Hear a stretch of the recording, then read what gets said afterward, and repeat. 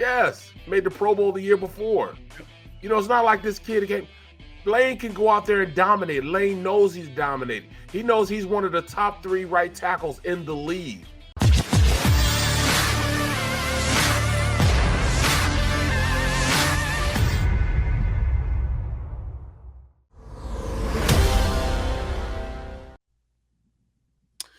Welcome back, Nation. Welcome back, Middle. Barrett, Brooks, and Sileo.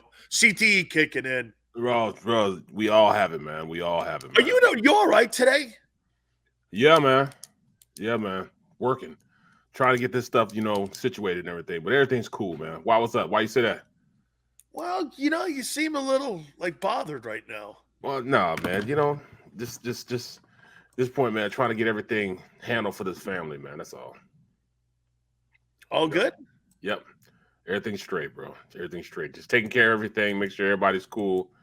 You know what I'm saying? I'll put the blunt of everything on me so I can take care of everything. I see this, man. That's a fucking it is. Got to take responsibility for things, man. I'll tell you what, Barrett, that's awesome, man. Right. I'll make it happen. Right now, and, taking care of family. Yep, that's exactly what it is. Everybody's emotions right now are in your hands, It's tough, awesome, man. I know I got you, man. I mean, shit, man. We send our love to you, man, for sure. Appreciate it. You see, you're one of them guys like me. That's all right. I got it. Don't worry. Okay, silly. We'll move on. Right. And I mean, that's what I'm saying. Great work with great guys like you, and even Xander and his pops, man. They like, hey, man, if you need to take the week, man, take the week. I'm like, I can't take the week, bro. Oh, no. Although I won't be on Thursday. But I can't take the week. And the funeral's on Tuesday. I won't be on Tuesday. But other than that, man, of course I'm coming to work, man. I can work. And the reason why I come to work, because I enjoy working with you, bro. I enjoy working with you. Thank you. It's an honor to be with you, man. I told Xander this. Man, you couldn't put big sales with anybody because I hate everybody sometimes. It's just not going to happen. Because I'm like, I love doing it with you because I don't believe in partner radio. I just don't. It's tough, man. Because you know why? Man. The guy usually they put me with's a stiff. And I'm like, I'm not working with this dude, man. I have no intentions. Because everybody, see, you're a star, man. To me, in my opinion, 12 years, bro, you know how much I respect that. To play 1 second in this league than to play 12 years. And I don't give a shit, Barrett, what they labeled you as. Right. My wife says the same thing. That guy's a 10-year guy. Well, you know how I feel. And I'm like, because she saw, hey, I'm the greatest example of what you can see what it takes to play because I had to play in 4 different leagues to play 7 years. And for you to stay in that NFL, man, you knew exactly what to do. And situations like that are going on personally for you, you're able to departmentalize that and still do your job. You did that while you played, and that's why you played as long as you did. Bro, you got to make sure. People think it's just showing up, kissing cheerleaders, and cashing paychecks. It ain't. If it was that easy, everybody be doing it, man. That's what I will say that. But, it wasn't – it was – the hardest thing about getting in the NFL was basically staying in the NFL. Oh, God, yeah. It was easy for us really to get there. You know what I'm saying? Because we're doing something that we love. We're doing something we love. And we knew that we were the best and at the top of other players. We knew how good we were going into that process. So it was never about confidence and on us getting there. We knew we were going to get to the league. But once you get there, having staying power, see, that's the issue. People don't understand how hard it is once you get there. It's to stay there. Staying power is hard because you're not just, when we were on our teams, we were all Americans. So we were like one of 4 or 5 guys on the team that were all Americans. But you get to the NFL, everybody's an All-American. Everybody. You know what I'm saying? You don't get picked up like that if you're not an All-American. So when you got a team, 53 guys that are All-Americans, you have the cream of the crop, the best athletes in the world.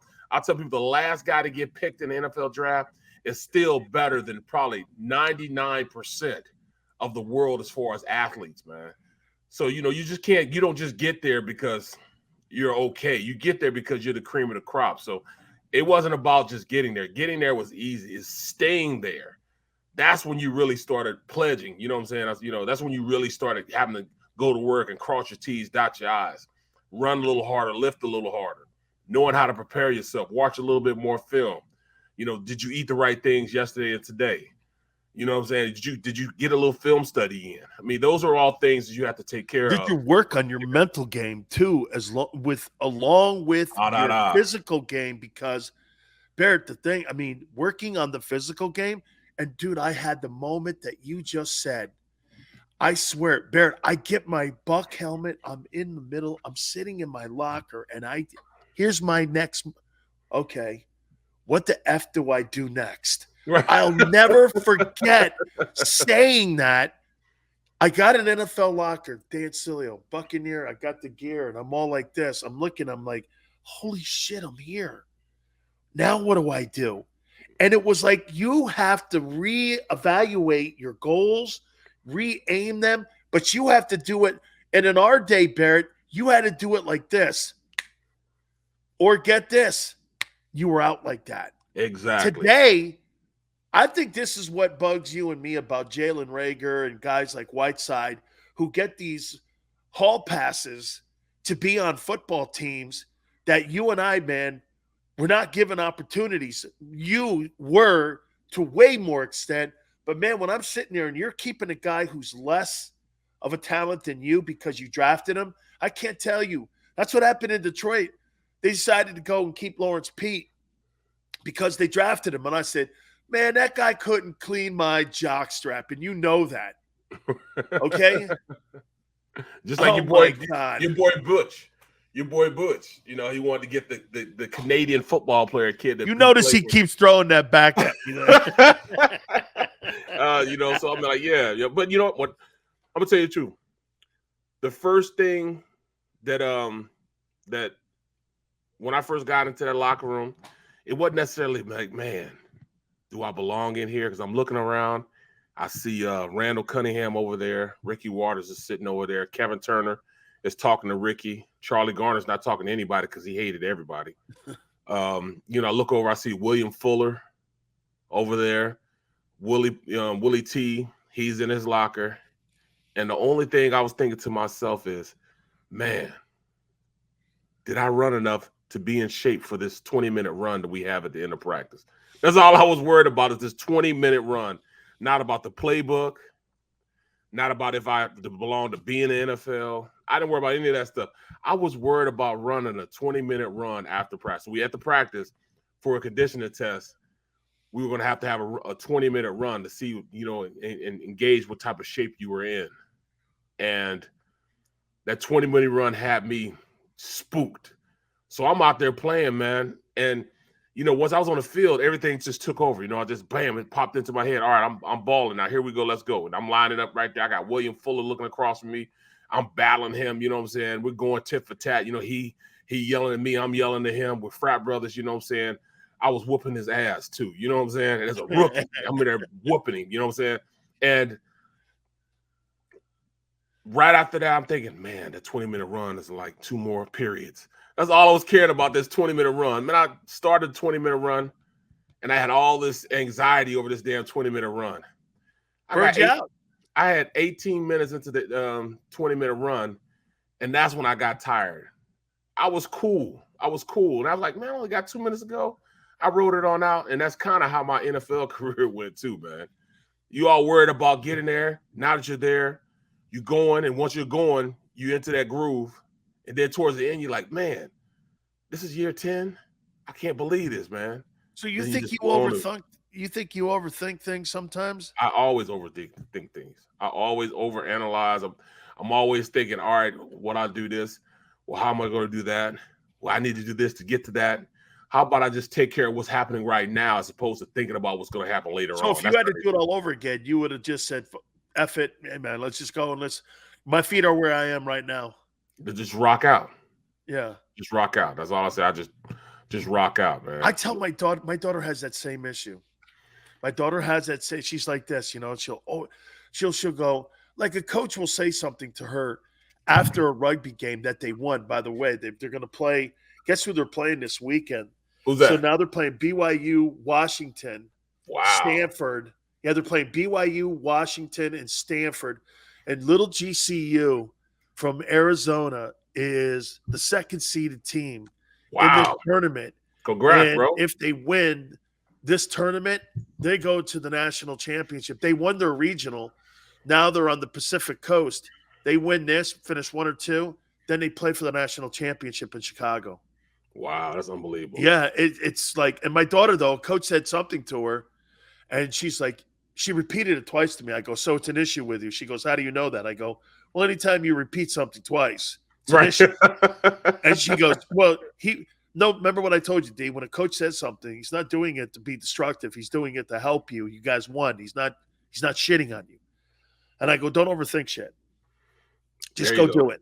Don't be your dad. Because that's the same thing. I would spin myself into like I was a screw. Okay? I mean, I would just overthink shit. I'll tell you what would used to get me too. If I thought a dude blocked me in practice, I couldn't sleep that night. Hey, dude, this poor kid, Mike Pigza, he was some guy that we had at UM. He was like a parade All-American. And I said to him, man, he lined up on me. I said, man, this is going to be a rough one for you, bro. And I broke his spleen. What? I stepped on him, man. I was just killing him. Because I think because he blocked me. I couldn't believe it. I took so offense to it. And everyone goes, you're stupid, man. And I'm going, he goes, look what you did. You broke the guy's spleen. I go, I didn't. He goes, when you stepped on, trampled him, I was like, I just was one of those dudes, man. I couldn't sleep the night before, man. If somebody blocked me, like when Nate blocked me one time in practice, he goes, man, don't start your shit with me today, okay? Just don't, please. I don't want to.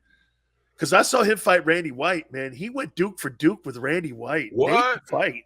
Oh, Nate, don't let that nice smile fool you, man. Nate can fight. He can fight. I couldn't believe it, man. He went Dukes for Dukes. Hey, with Randy White, man. I've seen some great fights before, too. I saw him getting thrown. I've seen some great ones, too, man. But, hey, Anthony Wilson, get over it, man. Okay, he was 1 year in Alabama. He didn't play against – well, he'll be playing against some guys this year. How about that? He'll play against them this year.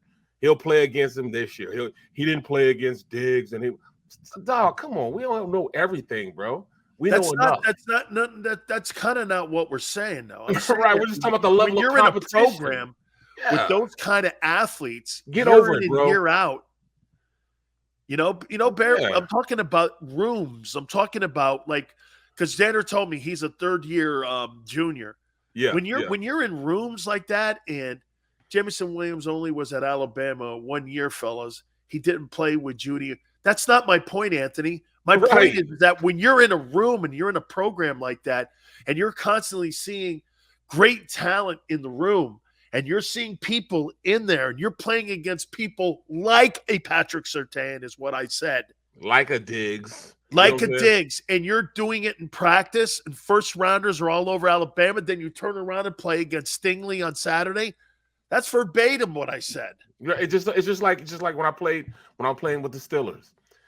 Every time that I went out there and practiced on Wednesday and Thursday, I knew I played against the best defense in the NFL.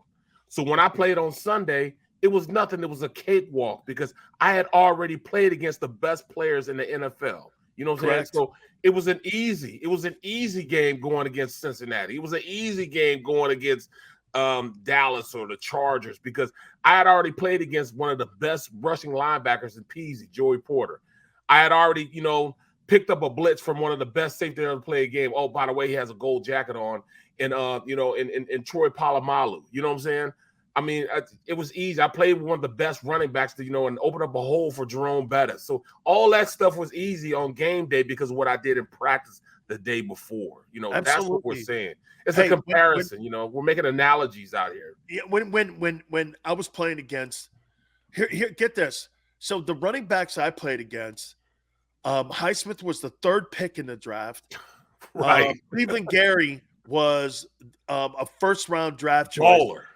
Mel Bratton would have been a first-rounder, but he got hurt. And Testaverde was the quarterback. We had a guy, Greg Riccozzi, who played center for the Cleveland Browns for 8 years. He took over from Mike Babb. And we're playing against all these guys every day, 2 hours inside drill. I'm going against first-round backs, and we're beating the shit out of them. And I got Jerome Brown next to me. I got Stubbs over here who was a second-rounder. I got my dude, man. The first rounder with the Rams. I got all these guys. Behind me, I got Cortez Kennedy and Russell Maryland. Right. And we're sitting there, and you're playing like that, and you're playing ball like that, and you're doing that every day. Shit, we got to Saturday. Man, Oklahoma ain't got shit on us. We beat the pants off.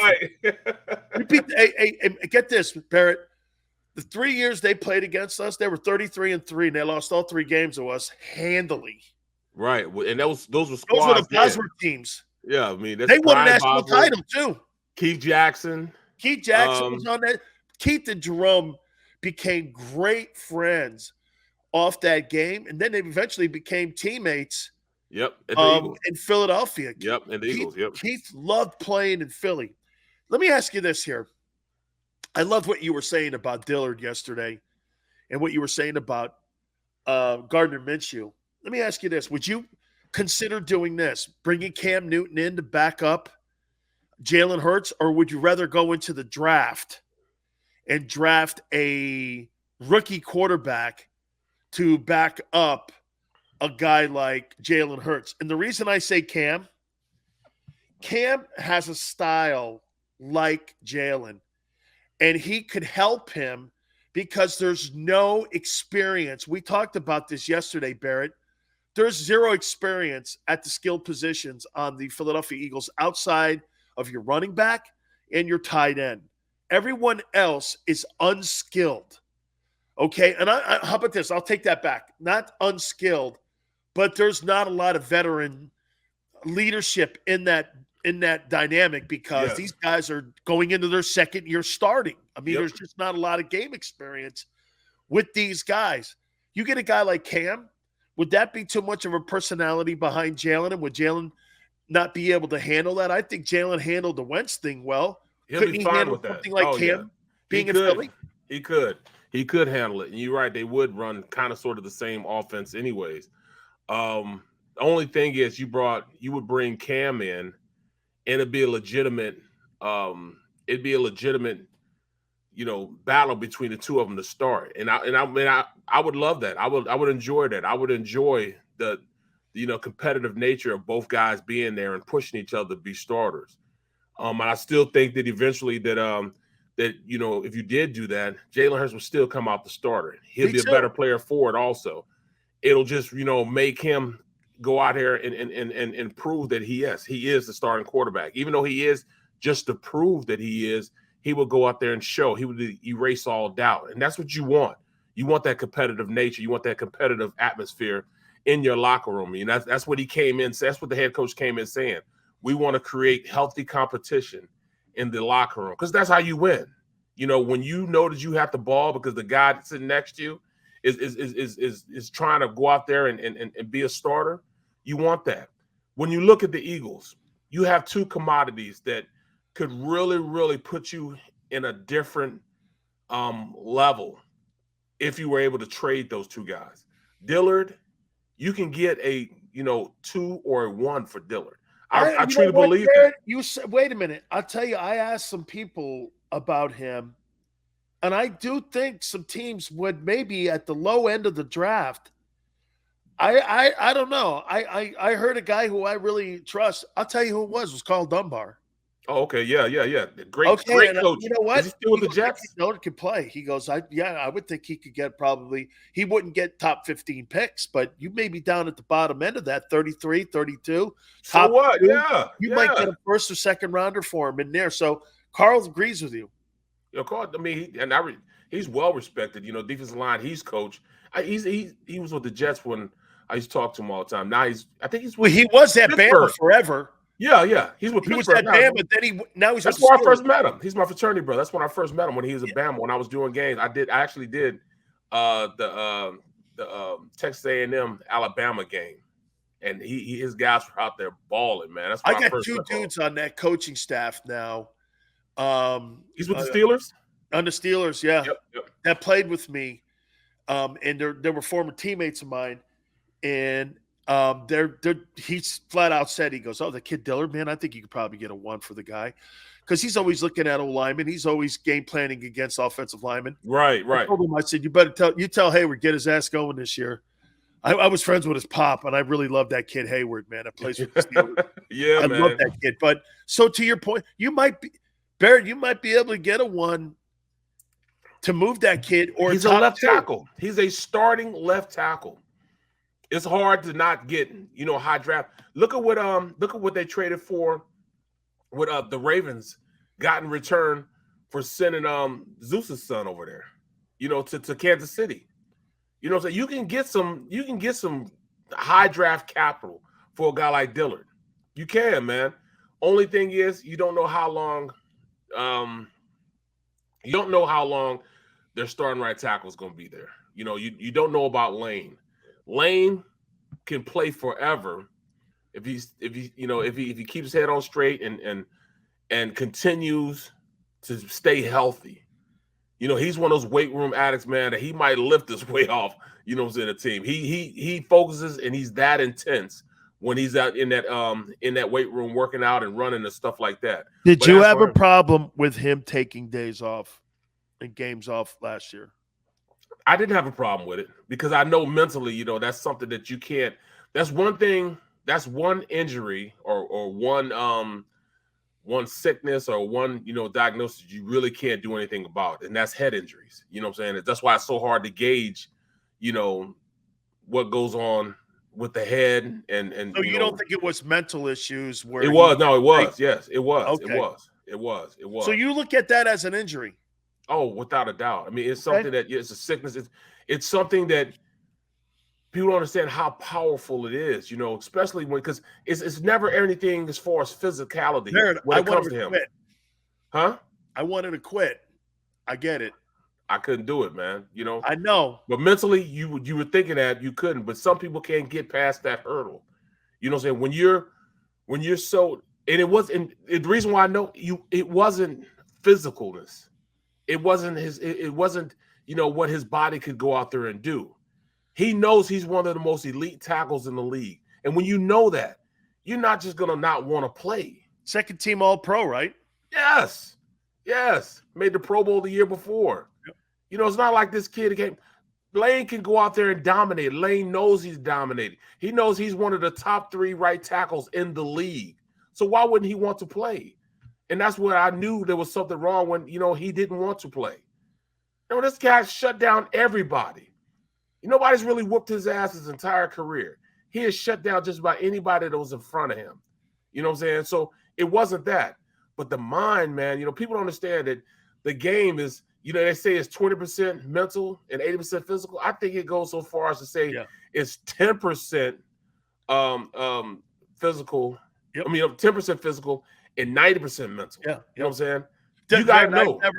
I've never been in a situation in my life where my physical play was something that held me back. Right. When I got to the NFL, I couldn't believe the mental games and all the things that went on to play in that league. And I never got over how to get through the web that it is, man. It is a freaking and people are going like, come on, man, it ain't like that, man, because you've got a new obstacle every day in that league. There's something that's put in front of you that you see signs, and then you know why, Barrett? Now I just realized it, Barrett. You know why we're a creature of the same kind of disturbing type of attitude is that we overthink things. Is because they put so many things in front of us. Watch this, Barrett. Here's a perfect one. So, Barrett, what if you saw on a Tuesday 2 offensive linemen being flown in and 2 offensive guards being flown in to be worked out on a Tuesday, and you were in getting a steam, you were in getting your leg looked at, and you saw these 2 guys taking physicals, and no one said anything to you. No one brought anything up to you, but those 2 guys, you saw 2 guards walk into the training room. What would you think? Oh, you're like, see, they haven't told me yet. And know this, folks, nobody told them shit. Right. They didn't tell me that they were working out some new guys. They're trying to replace me. They're trying to find somebody to come in and replace me. Man, I didn't play that hot this last game. Oh, man, or I had a bad practice this day. man, let me get back on. Those are little mental games. How many weeks did that go on in your life in your 12 years? Every week. Every single week they're trying to replace you. I can't say it enough. You can go in there happy. They pat you on the back, give me all these data boy, you know what I'm saying? And, you know, sign you to a new contract. 5 minutes after they sign you, the ink's not even dry yet. They got two dudes working out. Right. Trying to replace somebody bigger, stronger, faster, younger, cheaper. And the most cheaper. The most part cheaper. So you never get a chance to rest. You never get a chance to rest. That's why Brady's been as good as he is. He's always felt as though somebody's always trying to take his position. You know, like I played with Brian Dawkins, man. Dawkins was my dude, man. In fact, you know, he stayed for a month on my couch, you know, the year he got drafted, man. You know, you would think that Weapon X was a guy that had the most, you know, the highest confidence in the world. But I played with Brian for 3 years. And all 3 years, whenever he walked through the door coming into the locker room, he would peek around the corner to make sure that there was no pink slip in his locker. Every single day, he would peek around the corner and be like, that there's no pink slip in his locker. Or somebody come up to him and tell him, hey, Brian Dawkins thought that. This is a Hall of Famer. A Hall of Famer. And he would peek into this locker room and be like, man, all right, there's no pink slip in my locker. That's the mind games. Oh, you live like that every day. Those are the mind games. And I mean, just little things like this. In game type situations. Now you watch film in this guy for, you know, 4 different games, and you watched every single move this guy has made. You've seen if he lines out a little wider, just like even 3 inches wider, you know the pass rush is going to move. He's going to try to jump the gap, jump your outside shoulder, and get up the field. Then I get in the game, I see him go 3 inches outer. Oh, he's going to try to jump the gap. Instead of jumping the gap, he rips me inside. You know what I'm saying? Little games like that. You watch all this film trying to get an edge, and he takes that edge away just like that. Yep. But then you get used to that. Then, you know, you got a counter move, or I'll do something like when I'm trying to hook somebody. Nothing's predictable. Right. So if I'm trying to hook somebody out here, what I would do is instead of putting my head out there to try to hook him, I would throw my head to the inside and wheel my butt outside and then move my head across. So your head faked. Yeah, so it'll give him a false read. Yeah. On me trying to, so it looks like I'm trying to go inside. He takes that just slight step. You know what I'm saying? That slight step, and now I'm on the outside, dry block him on the outside. Now he's trying to fight his way across. That's when I use his momentum against him. Ride him over and put him on his back. Those are little things, little mind games you can play all the time outside out there on the field. That damn head fake, you're cheating. I hated that son of a bitch, man. That thing was the worst. I've never, ever had anybody do that to me as effectively as Ray Donaldson did that to me. I could not believe. And plus, Ray was here. We'll continue the stories, man. We swept the top of the hour. We got to take a timeout. Barrett, Brooks, Dan Sileo back in 3.